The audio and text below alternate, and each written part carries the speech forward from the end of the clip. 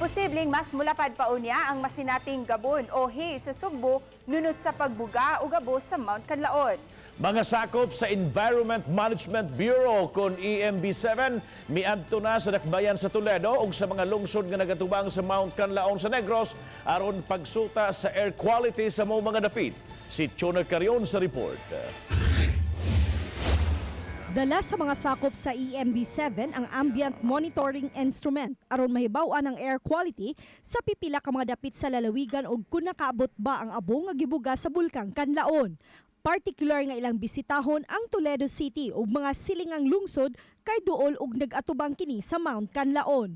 There is a possibility. In fact, mao na nga ito gipamonitor na karon sa western part. No? Naanatay mga instrument nga i-installed aning mga dapita para at least makita na to pila gi suspended particulate na ma-monitor. Gikatakdang mugawas ang resulta sa inspeksyon og mga adlaw. Kapindwa ka semana nang nasinati ang haze sa lungsod sa Minglanilla, Cebu City ug Talisay City.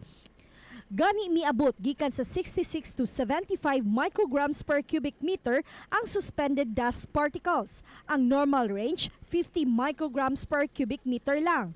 Mato ni Montejo, ang grabing kainit, ubos nga wind velocity, abog ug aso sa mga sakyanan ang pipila sa mga hinungdan sa haze.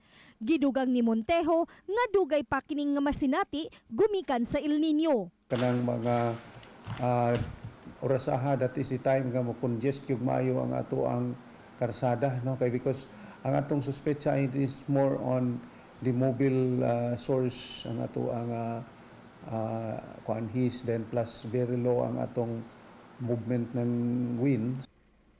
Mas klaro ang haze gikan sa alas 6 hangtod sa alas 8 sa buntag ug sa kahaponon. Ang maong kahimtang kuyaw alang sa dunay asma o sakit sa baga. Awhag ni Montejo nga kun mahimo likayan ang pagawas o gani mo gamit og protective mask. Chona Carion, Balitang Bisdak.